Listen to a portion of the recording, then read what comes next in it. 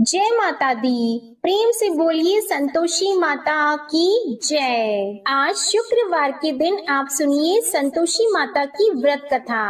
एक बुढ़िया थी और उसके 7 बेटे थे। 6 बेटे कमाने वाले थे और एक बेटा निकम्मा था। बुढ़िया माँ 6 पुत्रों की रसोई बनाती, भोजन कराती और पीछे से जो कुछ बचता वो 7वें पुत्र को दे देती। परंतु वह बड़ा भोला भाला था, मन में कुछ विचार नहीं करता था। एक दिन वह अपनी बहू से बोला, देखो मेरी माता का मुझ पर कितना प्रेम है। वह बोली, क्यों नहीं, सबका झूठा बचा हुआ तुमको खिलाती है। वह बोला, ऐसा भी हो सकता है क्या? मैं जब तक आंखों से न देखूं मान नहीं सकता। बहू ने हंसकर कहा, देख लोगी तब तो मानोगी।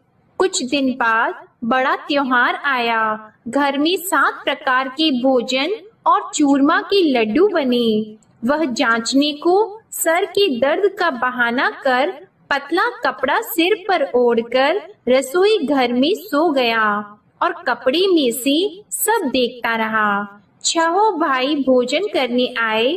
उसने देखा माँ ने उनके लिए सुंदर सुंदर आसन बिछाए, 7 प्रकार की रसोई परोसी। वह आग्रह करके जिमाती रही, वह देखता रहा।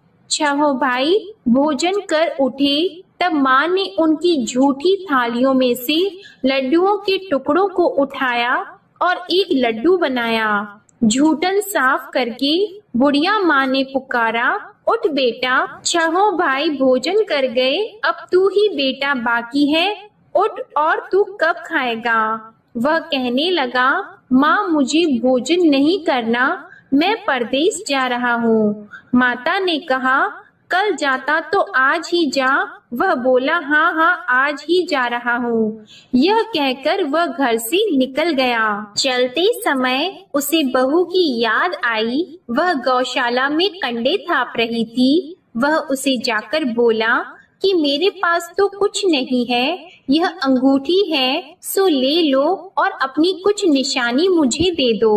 वह बोली कि मेरे पास क्या है, यह गोबर भरा हाथ है। यह कहकर उसकी पीठ में गोबर के हाथ की थाप मार दी और वह चल दिया। चलते चलते दूर देश में पहुंचा। वहां पर एक साहूकार की दुकान थी। वहां जाकर बोला, भाई मुझे नौकरी पर रख लो। साहूकार को नौकर की जरूरत थी। साहूकार उससे बोला, तू नौकरी पर रह जा। लड़के ने पूछा, तनख्वाह क्या रहेगी? साहूकार ने कहा, काम देखकर दाम मिलेंगे। साहूकार की नौकरी मिल गई।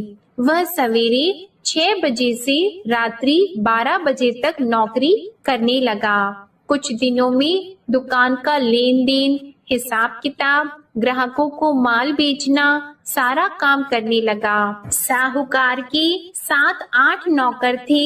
वे सब चक्कर खाने लगे कि यह नया नौकर बहुत होशियार बन गया है। सेठ ने भी काम देखा और 3 महीने के अंदर ही उसे मुनाफे का साझीदार बना लिया। 12 वर्ष में वह नामी सेठ बन गया और मालिक सारा कारोबार उस पर छोड़कर बाहर चला गया। अब बहू पर क्या बीती वह सुनो। सास ससुर उसे दुख देने लगे। सारी गृहस्थी का काम करा के उसे लकड़ी लेने जंगल में भेजते। इस बीच घर की रोटियों के आटे से भी जो भूसी निकलती उसकी रोटी बनाकर रख दी जाती और फूटे नारियल की नरेली में पानी। इस तरह दिन बीतते रहे। एक दिन वह लकड़ी लेने जा रही थी कि रास्ते में बहुत सी स्त्रियां संतोषी माता का व्रत करती दिखाई दी। वहां यह खड़ी होकर कहने लगी, बहनों, यह तुम किस देवता का व्रत करती हो और इसके करने से क्या फल होता है? इस व्रत के करने की क्या विधि है? यदि तुम अपने इस व्रत का विधान मुझे समझाकर कहोगी तो मैं तुम्हारा बड़ा एहसान मानूंगी। तब उनमें से एक स्त्री बोली, सुनो, यह संतोषी माता का व्रत है। इसके करने से निर्धनता दरिद्रता का नाश होता है, लक्ष्मी आती है। मन की चिंताएं दूर होती हैं, घर में सुख होने से मन को प्रसन्नता और शांति मिलती है। निपुत्री को पुत्र मिलता है, प्रीतम बाहर गया हो तो शीघ्र आता है। कुंवारी कन्या को मनपसंद वर मिलता है, राजद्वार में बहुत दिनों से मुकदमा चलता हो तो वह भी खत्म होता है। कलह क्लेश की निवृत्ति हो, सुख शांति हो, घर में धन जमा हो, पैसा जायदाद का लाभ हो और भी मन में जो कुछ कामना हो वह सब इस संतोषी माता की कृपा से पूरी होती है। स्त्री कहने लगी, 1.25 आने का गुड़ चना लेना, इच्छा हो तो 5.25 आने का लेना या 1.25 रुपए का भी, सहूलियत के अनुसार ही लेना। बिना परेशानी श्रद्धा और प्रेम से जितना भी बन सके सवाया लेना। 5.25 पैसे से 5.25 आने तथा इससे भी ज्यादा शक्ति और भक्ति के अनुसार ले लेना। हर शुक्रवार को निराहार रहकर कथा कहना और सुनना। इसके बीच क्रम टूटे नहीं, लगातार नियम पालन करते रहना। सुनने वाला कोई न मिले तो घी का दीपक जलाकर उसके आगे जल के पात्र को रखकर कथा कहना, परंतु नियम न टूटे। जब तक कार्य सिद्ध न हो नियम पालन करना और कार्य सिद्ध हो जाने पर व्रत का उद्यापन करना। 3 मास में माता फल पूरा करती है। यदि किसी के खोटे ग्रह हो तो भी माता 1 वर्ष में अवश्य कार्य सिद्ध करती है। कार्य सिद्ध होने पर ही उद्यापन करना चाहिए, बीच में नहीं करना चाहिए। उद्यापन में 2.5 सेर आटे का खाजा तथा इसी अनुसार से खीर तथा चने का साग बनाना। 8 लड़कों को भोजन कराना। जहाँ तक मिले देवर जेठ भाई बंधु कुटुंब के लड़के लेना, न मिले तो रिश्तेदारों और पड़ोसियों के लड़के बुलाना। उन्हें भोजन कराकर यथाशक्ति दक्षिणा देना और माता का नियम पूरा करना। उस दिन घर में कोई खटाई नहीं बनाना। यह सब सुनकर बुढ़िया की बहू वहां से चल दी। रास्ते में लकड़ी के बोझ को बेच दिया और उन पैसों से गुड़ चना लेकर माता के व्रत की तैयारी करने लगी। आगे चली और सामने मंदिर है। यह सुनकर माता के मंदिर में जाकर माता के चरणों में लौटने लगी। इसके बाद वह माँ से विनती करने लगी कि हे माँ, मैं निपट मूर्ख हूँ, व्रत के नियम कुछ नहीं जानती हूँ, मैं बहुत दुखी हूँ। हे माता जग जननी, मेरा दुख दूर करो, मैं आपकी शरण में हूँ। माता को दया आई। एक शुक्रवार बीता कि दूसरे शुक्रवार को ही इसके पति का पत्र आया और तीसरे को उसका भेजा हुआ पैसा भी आ पहुँचा। यह देखकर जेठानी मुंह सिकोड़ने लगी। इतने दिनों में इतना पैसा आया, इसमें क्या बढ़ाव है। लड़के ताने देने लगे कि काकी के पास अब पत्र आने लगे, रुपए आने लगा, अब तो काकी की खातिर बढ़ जाएगी, अब तो काकी बुलाने से भी नहीं बोलेगी। बेचारी सरलता से यह कहती है कि भैया पत्र आएगा, रुपए आएंगे तो हम सबके लिए अच्छा है। ऐसा कहकर आंखों में आंसू भरकर संतोषी माता के मंदिर में आकर मातेश्वरी के चरणों में गिरकर रोने लगी। माँ, मैंने तुमसे पैसा नहीं मांगा, मुझे पैसे से क्या काम है, मुझे तो अपनी सुहाग से काम है, मैं तो अपने स्वामी की दर्शन और सेवा मांगती हूँ। तब माता ने प्रसन्न होकर कहा, जा बेटी, तेरा स्वामी आएगा। यह सुनकर खुशी से वह बावली होकर घर जाकर काम करने लगी। अब संतोषी माँ विचार करने लगी, इस भोली पुत्री से मैंने कह तो दिया कि तेरा पति आएगा, पर आएगा कहाँ से? वह तो इसे स्वप्न में भी याद नहीं करता। इसे याद दिलाने तो मुझे ही जाना पड़ेगा। इस तरह माता उस बुढ़िया के बेटे के पास जाकर स्वप्न में प्रकट होकर कहने लगी, साहूकार के बेटे, सोता है या जागता है? वह कहता है, माता सोता भी नहीं हूँ, जागता भी नहीं हूँ, बीच में ही हूँ, कहो क्या आज्ञा है। माँ कहने लगी, तेरा घर बार है या नहीं। वह बोला, मेरा सब कुछ है माता, माँ बाप भाई बहन बहू क्या कमी है। माँ बोली, पुत्र तेरी घरवाली कष्ट उठा रही है, माँ बाप उसे दुख दे रहे हैं, वह तेरे लिए तरस रही है, तू उसकी सुध ले। वह बोला, हाँ माता, यह तो मुझे मालूम है, परंतु जाऊं कैसे। परदेश की बात है, लेन देन का कोई हिसाब नहीं, कोई जाने का रास्ता नजर नहीं आता, कैसे चला जाऊं। माँ कहने लगी, मेरी बात मान, सवेरे नहा धोकर संतोषी माता का नाम लेकर घी का दीपक जलाकर दंडवत कर दुकान पर जा बैठना। देखते देखते तेरा लेन देन चुक जाएगा, जमा माल बिक जाएगा, सांझ होते होते धन का ढेर लग जाएगा। अब तो वह सवेरे बहुत ही जल्दी उठकर मित्र बंधुओं से अपनी सपने की बात कहता है। वे सब उसकी बात अनसुनी करके खिल्ली उड़ाने लगे। कहीं सपने भी सच्चे होते हैं।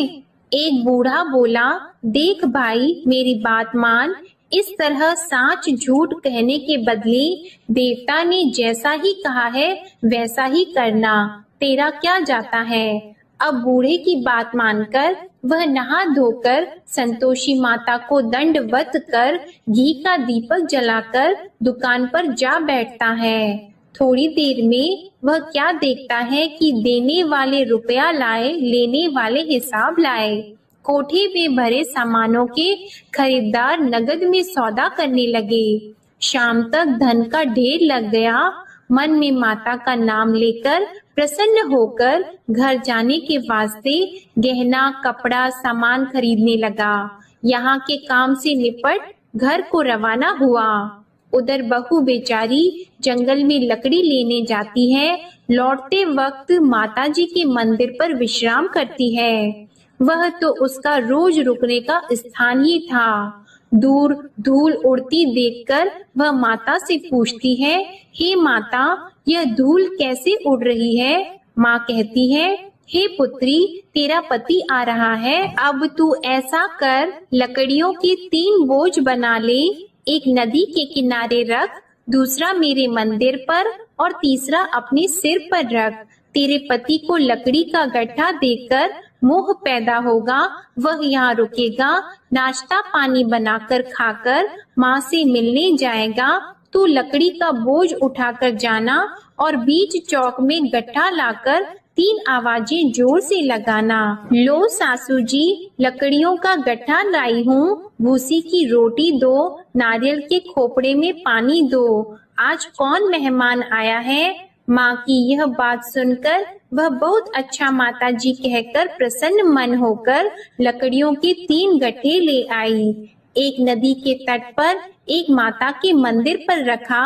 इतने में ही वह मुसाफिर आ पहुँचा। सूखी लकड़ी देखकर उसकी इच्छा हुई कि अब यहीं निवास करें और भोजन बनाकर खा पीकर गांव जाएं। इस प्रकार भोजन बनाकर विश्राम लेकर गांव को गया। उसी समय बहू सिर पर लकड़ी का गट्ठा लिए आती है। उसे आंगन में डालकर जोर से 3 आवाज देती है, लो सासू जी, लकड़ी का गट्ठा लो, भूसी की रोटी दो, नारियल के खोपड़े में पानी दो, आज कौन आया है। यह सुनकर उनकी सास अपने दिए हुए कष्टों को भुलाने हेतु कहती है, बहू ऐसा क्यों कहती हो, तेरा मालिक ही तो आया है, बैठ, मीठा भात खाकर कपड़े गहने पहन।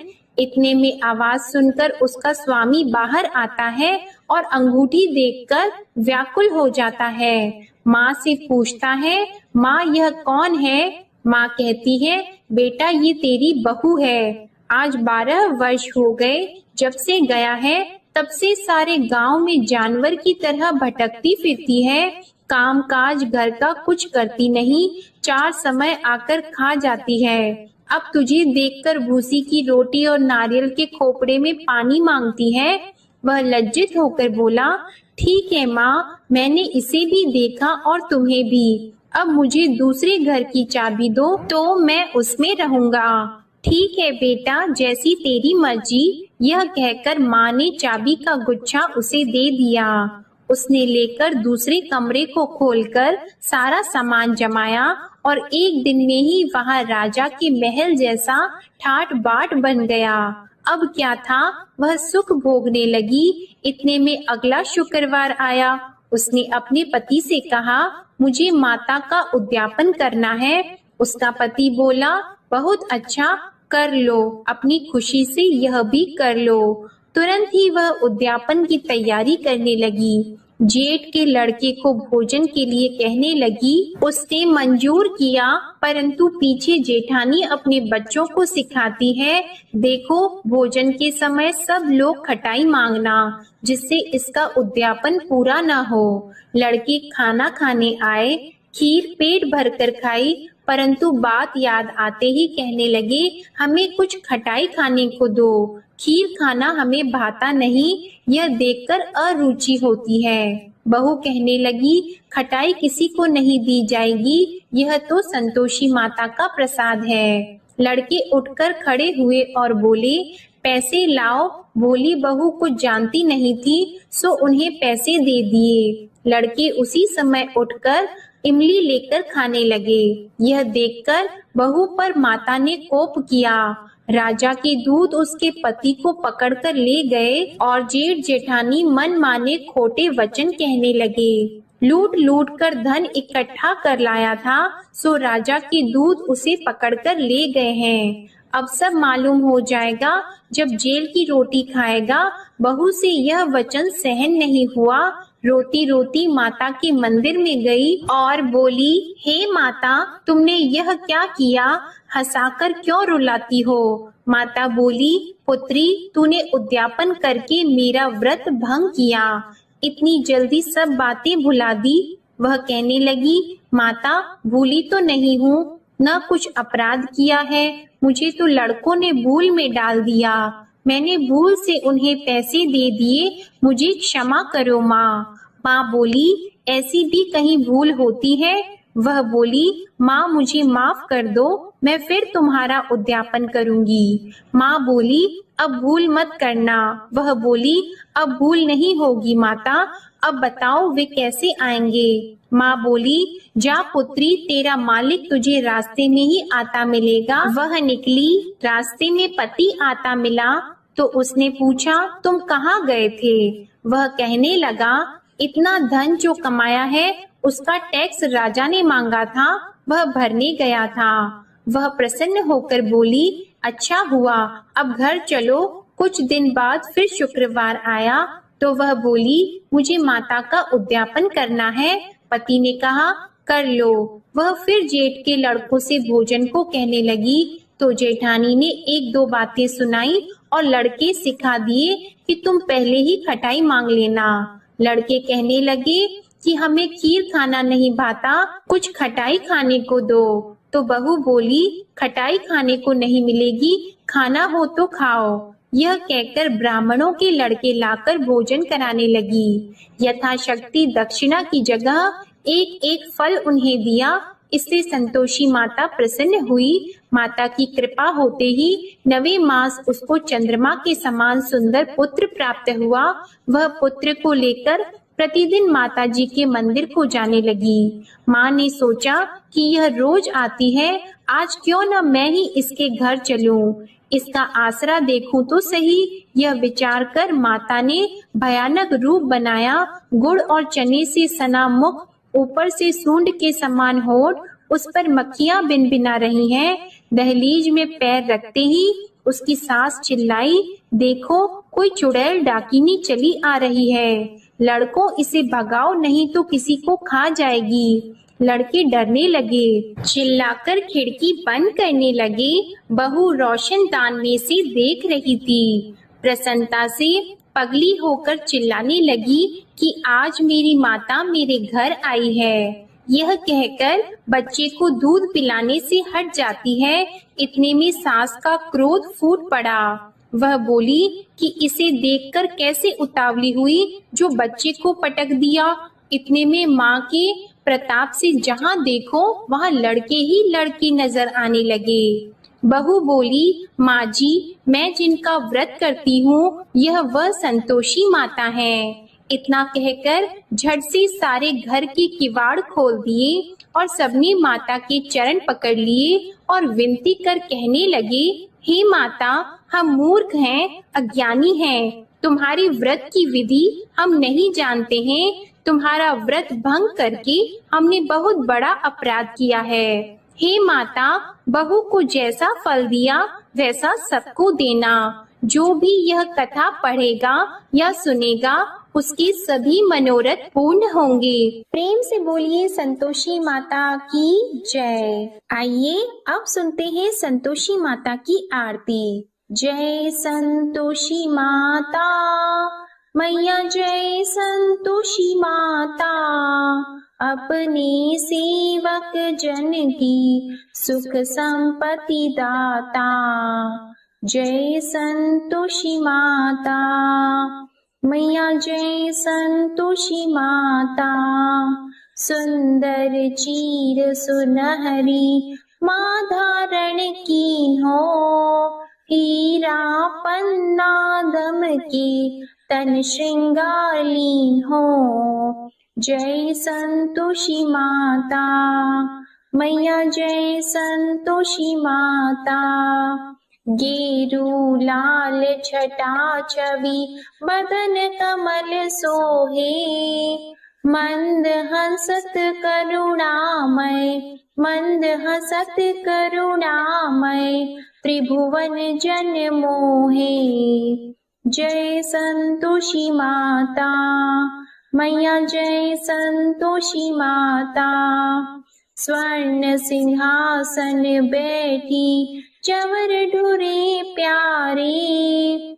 धूप दीप मधुमेवा भोग धरे न्यारे।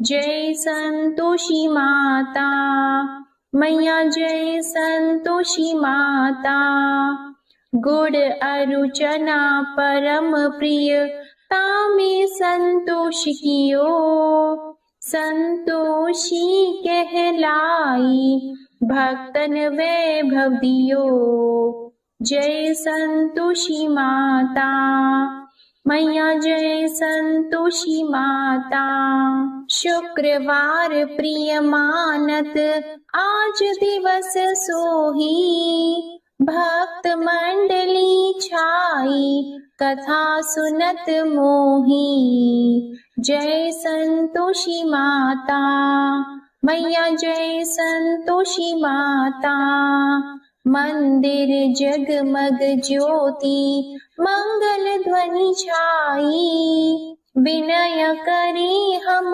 बालक चरणन सिर नाई। जय संतोषी माता मैया, जय संतोषी माता, भक्ति भावमय पूजा अंगीकृत कीजिए, जो मन बसे हमारी इच्छा फल दीजिए। जय संतोषी माता मैया, जय संतोषी माता, दुखी दरिद्री रोगी संकट मुक्त किए, बहु धन धान्य भरे घर सुख सौभाग्य दिए। जय संतोषी माता मैया, जय संतोषी माता, ध्यान धरियो जिस जन ने मन वांछित फल पायो,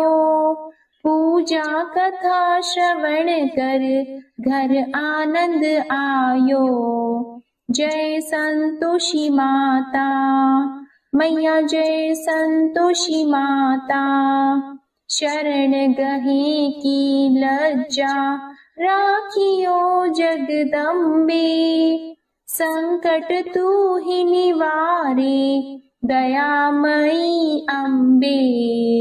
जय संतोषी माता मैया, जय संतोषी माता, संतोषी माँ की आरती जो कोई नर गावे, रिद्धि सिद्धि सुख संपत्ति जी भर कर पावे।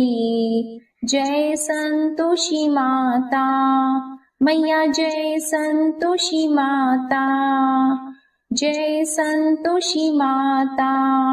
प्रेम से बोलिए संतोषी माता की जय। आपको आज की कथा पसंद आए तो वीडियो को लाइक करके चैनल को जरूर सब्सक्राइब करिएगा और कमेंट में संतोषी माता की जय भी जरूर लिखिएगा। इसी के साथ आज आप हमारे चैनल पर वैशाख मास महात्म्य के अध्याय को भी जरूर सुनिएगा। प्रेम से बोलिए संतोषी माता की जय।